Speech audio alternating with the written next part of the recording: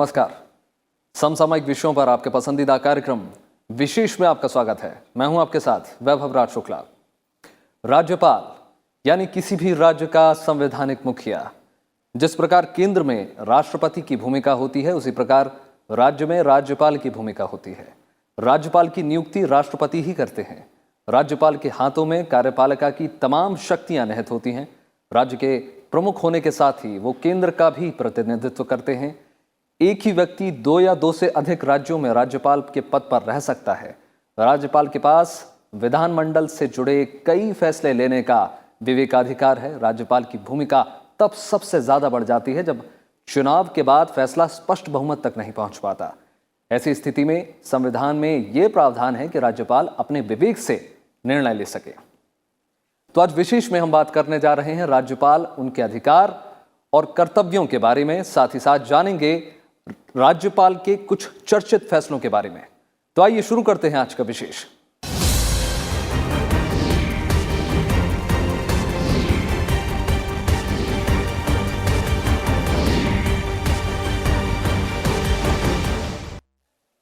राज्यपाल एक संवैधानिक पद है, लेकिन वो राज्य का सिर्फ वैधानिक प्रधान ही नहीं होता, बल्कि राज्यपाल का काम यह सुनिश्चित करना भी है कि राज्य में शासन ठीक से चल रहा है या नहीं।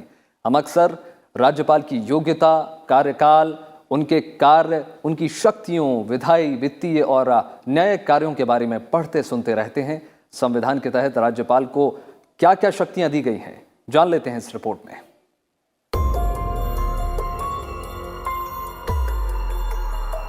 हमारे लोकतंत्र में राज्यपाल का पद बेहद ही महत्वपूर्ण है। जिस तरह से केंद्र में राष्ट्रपति सरकार के संवैधानिक प्रमुख होते हैं, वैसे ही राज्यों में राज्यपाल सरकार के संवैधानिक प्रमुख होते हैं। संविधान के अनुच्छेद 153 में राज्यपाल के पद का प्रावधान किया गया है। अनुच्छेद 153 में कहा गया है कि प्रत्येक राज्य के लिए एक राज्यपाल होगा। इसी अनुच्छेद में यह व्यवस्था है कि एक राज्यपाल एक से अधिक राज्यों के लिए भी नियुक्त किया जा सकता है। एक से अधिक राज्यों के लिए एक ही राज्यपाल से जुड़ी व्यवस्था 7वें संविधान संशोधन अधिनियम के जरिए की गई। किसी भी राज्य में राज्यपाल का पद जो होता है वो एक बहुत ही महत्वपूर्ण पद होता है। जो केंद्र में राष्ट्रपति की शक्तियां हैं केंद्रीय सरकार को लेके, हमारे संविधान के अंदर उसी तरह की शक्तियां, उसी तरह के अधिकार राज्य में राज्यपाल को दिए गए हैं। उसकी फाइनेंशियल पावर भी उसी हिसाब से हैं जो राष्ट्रपति की होती हैं स्टेट के मैटर्स को लेकर के। उसकी जुडिशियल पावर भी वैसी ही है और सरकार के गठन में जो कार्य प्रणाली है उसकी भी वही शक्तियां होती हैं जिस तरह से सेंट्रल गवर्नमेंट के कॉन्स्टिट्यूट करने में राष्ट्रपति की शक्तियां होती हैं। संविधान के अनुच्छेद 164(1) के तहत मुख्यमंत्री की नियुक्ति का अधिकार राज्यपाल को दिया गया है। अनुच्छेद 165 के तहत वो राज्य के महाधिवक्ता, लोक सेवा और आयोग के अध्यक्ष और अन्य सदस्यों की नियुक्ति करता है। अनुच्छेद 243 के तहत राज्य के लिए निर्वाचन आयुक्त और राज्य वित्त आयोग की नियुक्ति भी राज्यपाल ही करता है। अनुच्छेद 166(2) और 166(3) के मुताबिक राज्यपाल अपने विशेषाधिकारों का इस्तेमाल कर सकता है। यदि कोई प्रश्न उठता है कि राज्यपाल की शक्ति विवेकाधीन है या नहीं, तो अनुच्छेद 166(2) के तहत राज्यपाल का निर्णय अंतिम माना जाएगा। राज्यपाल अनुच्छेद 356 के तहत राष्ट्रपति शासन की सिफारिश कर सकता है। ये एग्जीक्यूटिव हेड होता है, वो एक स्टेट का हेड होता है गवर्नर, और गवर्नर के नाम पर हर एडमिनिस्ट्रेटिव काम होता है गवर्नर के नाम पर। लेकिन हमारा कॉन्स्टिट्यूशन एक ऐसा कॉन्स्टिट्यूशन है जहाँ पर पार्लियामेंट्री सिस्टम ऑफ गवर्नमेंट इस कॉन्स्टिट्यूशन के अंडर है।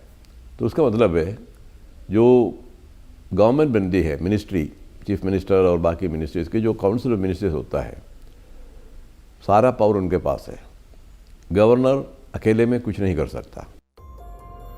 अनुच्छेद 174 के मुताबिक राज्यपाल की अनुमति के बिना राज्य सरकार ना तो विधानसभा का सत्र बुला सकती है और ना ही स्थगित कर सकती है। राज्यपाल विशेष परिस्थितियों में राज्य की विधानसभा को भंग भी कर सकता है। संविधान के अनुच्छेद 174(2) के तहत उसे ये शक्तियां दी गई हैं। अनुच्छेद 200 के मुताबिक राज्य में कोई विधेयक बिना राज्यपाल के हस्ताक्षर के कानून नहीं बन सकता। राज्यपाल विधेयक पर हस्ताक्षर कर सकता है, उसे पुनर्विचार के लिए भेज सकता है या फिर विधेयक राष्ट्रपति के पास विचारार्थ भेज सकता है। विधायी जब भी कोई financial bill state legislative assembly में प्रेजेंट होना होता है, उसके लिए राज्यपाल की मंजूरी बहुत ज़रूरी होती है। बिल पास हो जाने के बाद राज्यपाल के पास अधिकार है कि या तो वो उस बिल को सहमति दे देगा या उसको दोबारा कंसीडरेशन के लिए भेज देगा, और एक उसके पास एडिशनल अधिकार होता है कि वो चाहे तो उसको प्रेसिडेंट की असेंट के लिए भी रिजर्व करके रख सकता है। जुडिशियल पावर की अगर आप बात करें तो जो लोअर जुडिशरी होती है, हाई कोर्ट के नीचे की जो जुडिशरी है, उसमें जो नियुक्तियाँ होती हैं उसका अप्रूवल राज्यपाल देते हैं हेड ऑफ द स्टेट होने के नाते। इसके अलावा उनको पार्डन देने की पावर जो है वो भी राज्यपाल के पास है। आर्टिकल 161 जो संविधान का है वो स्पेसिफिकली देता है, लेकिन इस शक्ति का प्रयोग वो काउंसिल ऑफ मिनिस्टर की एड एंड एडवाइस पर ही करते हैं। यही नहीं, राज्यपाल अपनी संवैधानिक शक्तियों का प्रयोग करते हुए अपने विवेक का भी इस्तेमाल फैसला लेने में कर सकता है। वो विधानसभा में बहुमत खो चुके मुख्यमंत्री की सलाह पर विधानसभा को भंग करने को बाध्य नहीं है। Bureau report, Rajya Sabha TV. राज्यपाल की सबसे बड़ी भूमिका तब सामने आती है जब सरकार बनाने की बात आती है। आइए जानते हैं कि सरकार गठन में राज्यपाल को संविधान के तहत क्या क्या शक्तियां दी गई हैं।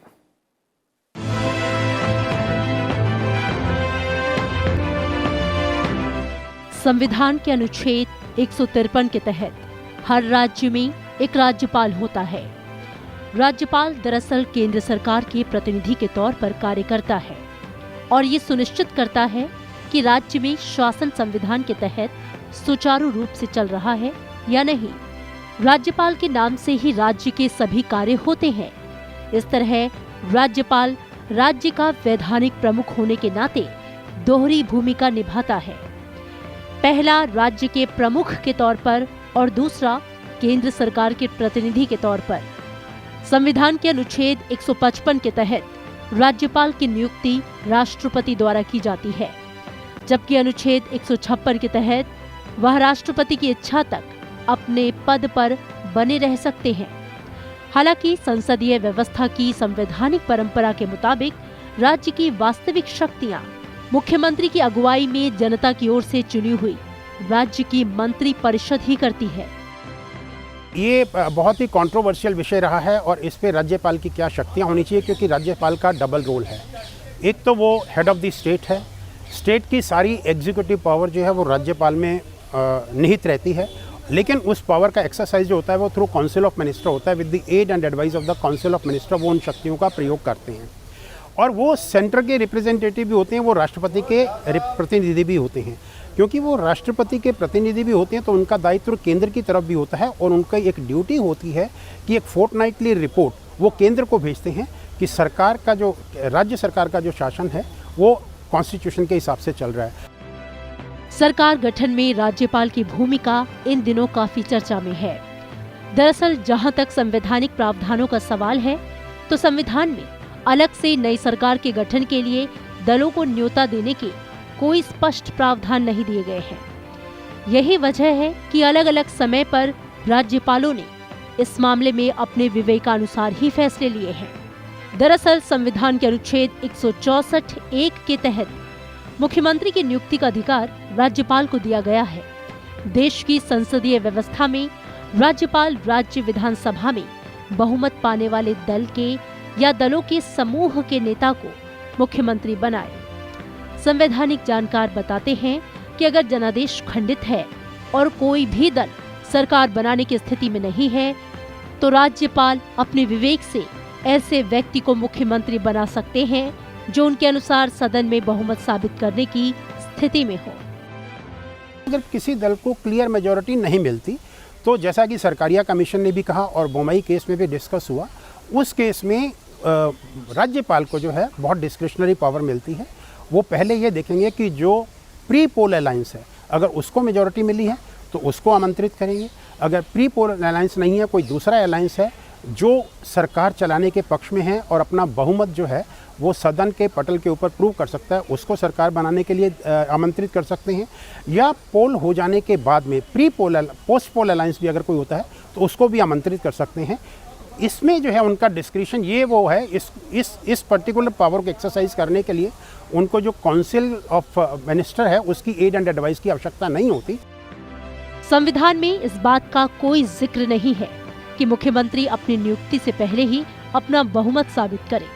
संविधान के जानकारों के मुताबिक इस तरह राज्यपाल के पास अपने विवेक का इस्तेमाल करते हुए सरकार गठन के जो विकल्प बचते हैं वो उस व्यक्ति को सरकार बनाने का न्योता दे जिसके पास बहुमत हो। यदि एक पार्टी के पास बहुमत नहीं है तो चुनाव पूर्व गठबंधन किए हुए दलों के नेता को न्योता दे। यदि चुनाव पूर्व गठबंधन नहीं हुआ है तो सबसे बड़े दल के रूप में उभरी पार्टी के नेता को सरकार बनाने को कहे। अगर सबसे बड़ा दल सरकार बनाने की स्थिति में नहीं है तो चुनाव के बाद हुए गठबंधन के नेता को सरकार बनाने को कहे। अगर इनमें से कोई भी स्थिति नहीं है तो राज्यपाल ऐसे व्यक्ति को सरकार बनाने को कह सकते हैं जो उनकी नजर में विधानसभा में बहुमत साबित करने के लायक हो। जरूरी नहीं है कि वो व्यक्ति विधायक ही हो, लेकिन मुख्यमंत्री चुने जाने के 6 महीने के भीतर उसे राज्य के दोनों सदनों में से किसी एक का सदस्य निर्वाचित होना पड़ेगा। उसकी अगर इनमें से कोई स्थिति नहीं है तो राज्यपाल के सामने दोबारा चुनाव की सिफारिश या राष्ट्रपति शासन की सिफारिश करने के अलावा कोई विकल्प नहीं बचता। अगर मुख्यमंत्री की नियुक्ति हो जाती है तो राज्यपाल की ओर से बताई गई समय सीमा में विधानसभा के भीतर मुख्यमंत्री को अपना बहुमत साबित करना होता है। सरकार गठन के बाद मुख्यमंत्री के अलावा मंत्रियों की नियुक्ति भी राज्यपाल मुख्यमंत्री के परामर्श पर करते हैं और मंत्रियों को हटाने के लिए भी मुख्यमंत्री ही राज्यपाल को सिफारिश करते हैं। अनुच्छेद 164 के खंड 2 में ये साफ कहा गया है कि मंत्री परिषद सामूहिक रूप से विधानसभा के प्रति उत्तरदायी होगी। संविधान के जानकारों ने इसका ये भी अभिप्राय निकाला है कि अगर मंत्री परिषद विधानसभा के प्रति अपना उत्तरदायित्व सिद्ध करने में नाकाम साबित हो जाए या सदन का विश्वास खो दे तो उसे त्याग पत्र देना चाहिए। यदि अविश्वास प्रस्ताव पास होने के बावजूद कोई मुख्यमंत्री त्याग पत्र न दे तो राज्यपाल अनुच्छेद 356 के तहत राष्ट्रपति शासन की सिफारिश कर सकता है। जब कोई पार्टी की मेजॉरिटी नहीं निकलती तो राज्यपाल पहले सबसे बड़ी पार्टी को बुलाते हैं और पूछते हैं कि आप बना सकते हैं, और फिर उससे कम वाली उसके पास जाते हैं। इस तरह से जाते हैं और कोई भी पार्टी तैयार नहीं है, किसी के पास कोई मेजॉरिटी नहीं है और जुटा भी नहीं पाते, उस हालत में फिर राष्ट्रपति शासन लागू किया जाता है। अनुच्छेद 174 के अनुसार राज्यपाल की अनुमति के बिना राज्य सरकार ना तो विधानसभा का सत्र बुला सकती है और ना ही स्थगित कर सकती है। राज्यपाल विशेष परिस्थितियों में राज्य की विधानसभा को भंग भी कर सकता है। संविधान के अनुच्छेद 174(2) के तहत उसे ये शक्तियां दी गई हैं। यही नहीं, राज्यपाल अपनी संवैधानिक शक्तियों का प्रयोग करते हुए अपने विवेक का भी इस्तेमाल फैसला लेने में कर सकता है। मसलन वो विधानसभा में बहुमत खो चुके मुख्यमंत्री की सलाह पर विधानसभा को भंग करने को बाध्य नहीं है। राज्यपाल ऐसा तब भी कर सकता है जब उसे लगे कि मुख्यमंत्री अविश्वास प्रस्ताव से बचने के लिए ऐसी सिफारिश कर रहा है। Bureau report, Rajya Sabha TV. संवैधानिक प्रावधानों से लेकर राज्यपाल को अपना विवेकानुसार फैसला लेने का अधिकार है। कई राज्यपालों ने समय समय पर इसी विवेकाधिकार के इस्तेमाल से कई बार बड़े बड़े फैसले लिए और उसमें कई बार यही फैसले चर्चित और विवादित रहे। कई बार ऐसे मामले कोर्ट को भी हस्तक्षेप करना पड़ा। आइए जानते हैं ऐसे ही कुछ चर्चित मामलों के बारे में।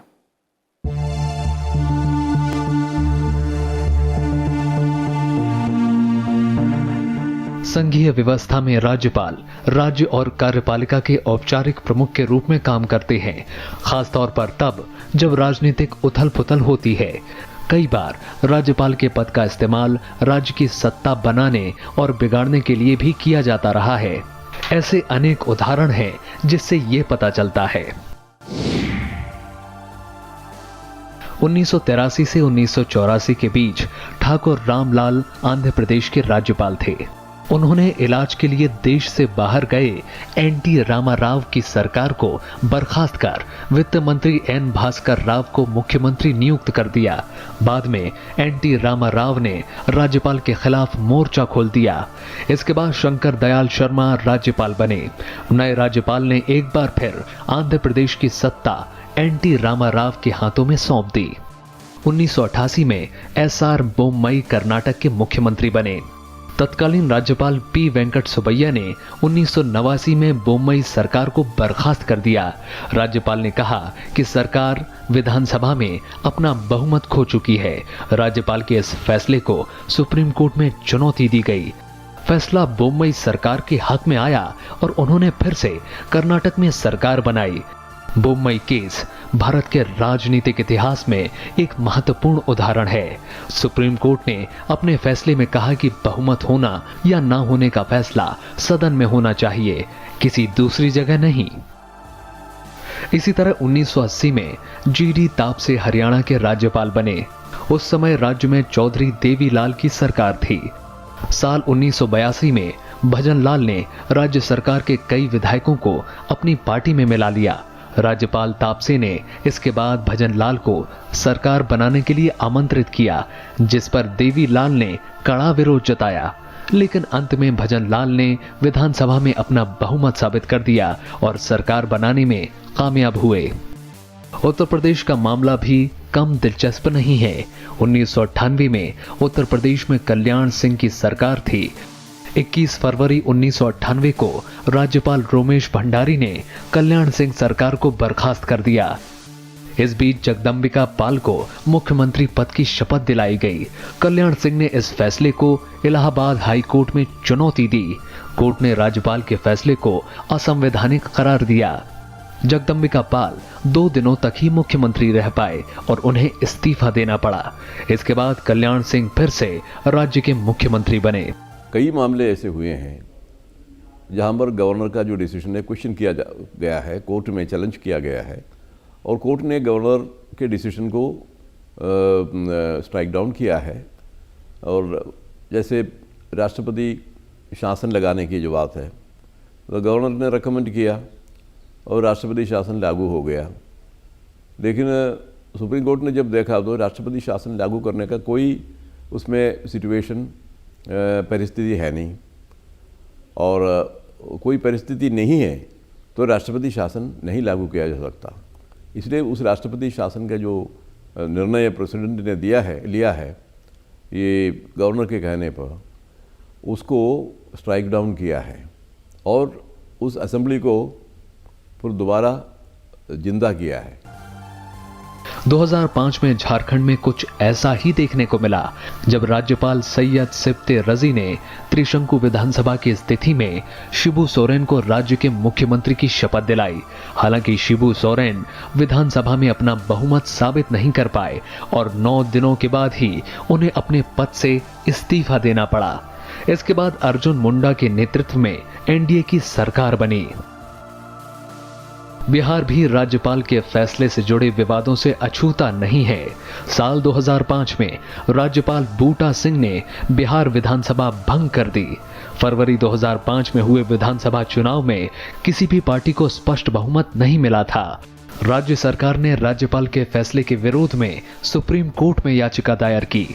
सुप्रीम कोर्ट ने बूटा सिंह के फैसले को असंवैधानिक करार दिया। कर्नाटक इस तरह के फैसले से कई बार दो चार हो चुका है। 2009 में राज्य के राज्यपाल बने हंसराज भारद्वाज ने बीजेपी की बीएस येदियुरप्पा सरकार पर विधानसभा में गलत तरीके से बहुमत हासिल करने का आरोप लगाया और उसे दोबारा साबित करने को कहा था। इसी तरह गोवा में 2017 में हुए विधानसभा चुनाव में किसी भी दल को स्पष्ट बहुमत नहीं मिला। 40 सदस्यीय विधानसभा में कांग्रेस 17 सीटें जीतकर सबसे बड़ी पार्टी बनी। बीजेपी ने 13 सीटें हासिल की। हालांकि बीजेपी ने राज्यपाल से मिलकर सरकार बनाने का दावा पहले पेश किया और राज्यपाल मृदुला सिन्हा ने बीजेपी गठबंधन को सरकार बनाने का मौका दिया। 2017 में मणिपुर में हुए विधानसभा चुनाव में किसी भी दल को सरकार बनाने के लिए बहुमत नहीं मिला। ऐसी स्थिति में राज्यपाल नजमा हेपतुल्ला ने बीजेपी नेता एन बीरेन सिंह को मुख्यमंत्री की शपथ दिलाई। सुप्रीम कोर्ट के पास जुडिशियल रिव्यू की ऐसे मामलों में जुडिशियल रिव्यू का सुप्रीम कोर्ट के पास में अधिकार है, लेकिन ये अधिकार बहुत लिमिटेड है। उनको सिर्फ यही देखना है कि जो संवैधानिक प्रक्रिया है वो राज्यपाल ने पूरी की है कि नहीं की, लेकिन उसके डिसीजन लेने में उसके डिसीजन को वो क्वेश्चन नहीं कर सकते हैं। अगर संवैधानिक प्रक्रिया पूरी करके राज्यपाल ने डिसीजन लिया है तो उसमें जुडिशियल रिव्यू में सुप्रीम कोर्ट इंटरफियर नहीं करेगी। साल 2018 में कर्नाटक को एक बार फिर ऐसी ही स्थिति का सामना करना पड़ा। जब विधानसभा चुनाव में किसी भी दल को स्पष्ट बहुमत नहीं मिला तो राज्यपाल वजुभाई वाला ने सबसे बड़े दल बीजेपी को सरकार बनाने का न्योता दिया। मामला सुप्रीम कोर्ट में पहुंचा और सुप्रीम कोर्ट ने फ्लोर टेस्ट कराने का आदेश दिया। बीएस येदियुरप्पा बहुमत परीक्षण के लिए जरूरी आंकड़ा नहीं जुटा सके और उन्हें इस्तीफा देना पड़ा। इसके बाद कांग्रेस और जेडीएस गठबंधन सरकार कर्नाटक में बन गई। ये अलग बात है कि 14 महीने के अंतराल में ही कांग्रेस जेडीएस सरकार गिर गई। Bureau report, Rajya Sabha TV. देश में जैसे जैसे राजनीतिक परिदृश्य बदलता गया, राज्यपाल के पद की जरूरत, भूमिका, उनकी विशेष शक्तियां और विवेकाधिकार को लेकर बहस भी तेज होती गई। हालांकि ये बहस काफी पुरानी है। संविधान सभा में भी इसे लेकर लंबी बहस हुई। आइए चलते चलते जानते हैं राज्यपाल और राष्ट्रपति की शक्तियों के बारे में। नमस्कार।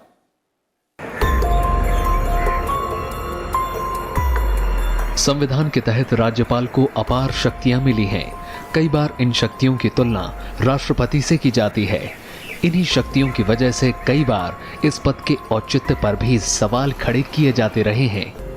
1979 में रघुकुल तिलक बनाम हरगोविंद पंत मामले में सर्वोच्च न्यायालय की संविधान पीठ ने कहा कि राज्यपाल का पद भारत सरकार के अधीन नहीं है और उस पर भारत सरकार के निर्देश लागू नहीं होते। संविधान के मुताबिक राज्यपाल किसी भी राज्य में देश के राष्ट्रपति का प्रतिनिधि है। संविधान सभा में जब राज्यपाल की जरूरत पर बात आई तो दलील दी गई कि वो केंद्र और राज्य सरकार के बीच सेतु की तरह काम करेगा। राज्यपाल को संघीय व्यवस्था में केंद्र और राज्य के बीच की सीढ़ी बताया गया, लेकिन संविधान लागू होने के करीब 70 साल बाद भी ये बहस जारी है। दरअसल संविधान के मुताबिक राज्यपाल की नियुक्ति राष्ट्रपति करता है। अनुच्छेद 156(1) कहता है कि राज्यपाल राष्ट्रपति की मर्जी से पद पर रहता है और उसकी मर्जी ना हो तो इस्तीफा देना होता है, लेकिन आमतौर पर ऐसा नहीं होता।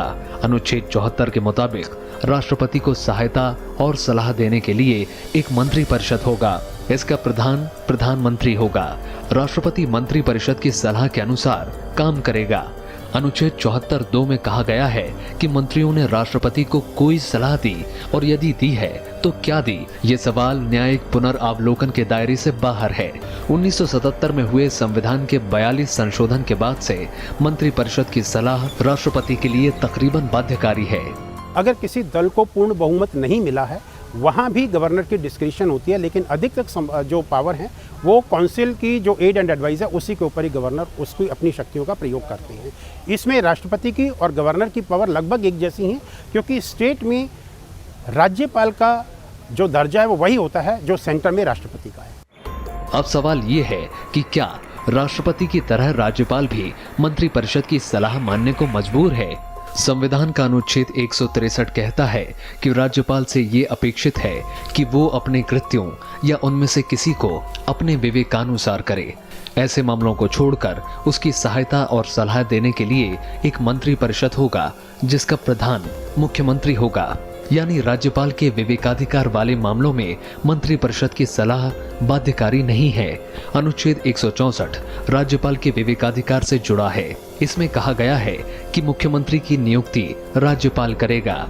हालांकि इस मामले में उसकी शक्ति अनुच्छेद 75 में मिली राष्ट्रपति की शक्तियों जैसी है, यानी वो सरकार बनाने का न्योता अपने विवेक के आधार पर लेगा। हालांकि इस तरह के मामलों में राष्ट्रपति और राज्यपाल कानून सलाह भी लेते रहे हैं। हालांकि राष्ट्रपति कई मामलों में अनुच्छेद 74 के मंत्रिपरिषद के फैसले मानने के लिए बाध्य नहीं है। वो संसद के दोनों सदनों से पास किए गए बिल को अपनी सहमति देने से पहले रोक सकता है। वो धन विधेयक को छोड़कर किसी भी बिल को विचार के लिए सदन के पास दोबारा भेज सकता है। राज्य विधानसभा में धन विधेयक तभी पेश किया जाता है जब राज्यपाल ने विधेयक पेश करने के लिए अपनी अनुमति दे दी हो। विधानसभा से पारित कानून पर राज्यपाल हस्ताक्षर करने से मना कर सकता है और उसके इस अधिकार को चुनौती नहीं दी जा सकती।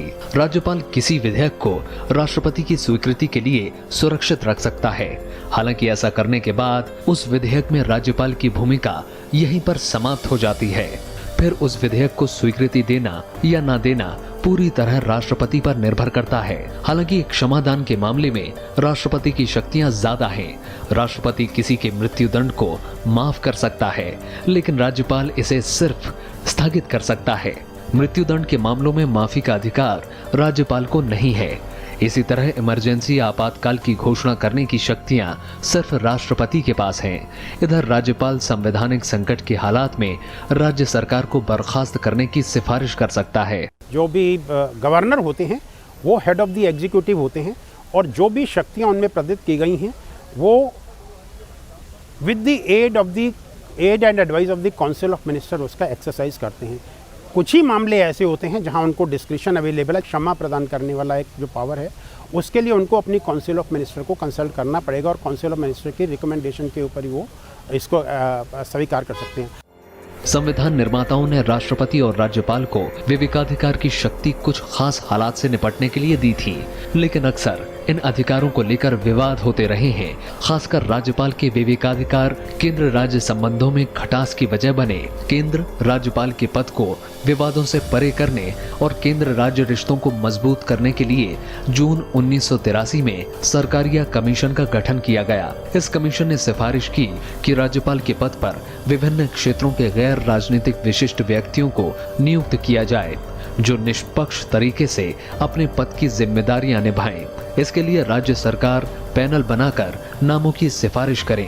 आयोग ने कहा कि राज्यपाल की नियुक्ति में संबंधित मुख्यमंत्री की सलाह ली जाए। इसके अलावा लोकसभा के स्पीकर और राज्यसभा के सभापति की सलाह भी इस नियुक्ति में शामिल हो। अक्सर राज्यपाल से जुड़े मामलों में सरकारिया आयोग की सिफारिशों का हवाला दिया जाता है, लेकिन ये अभी तक लागू नहीं की गई। Bureau report, Rajya Sabha TV.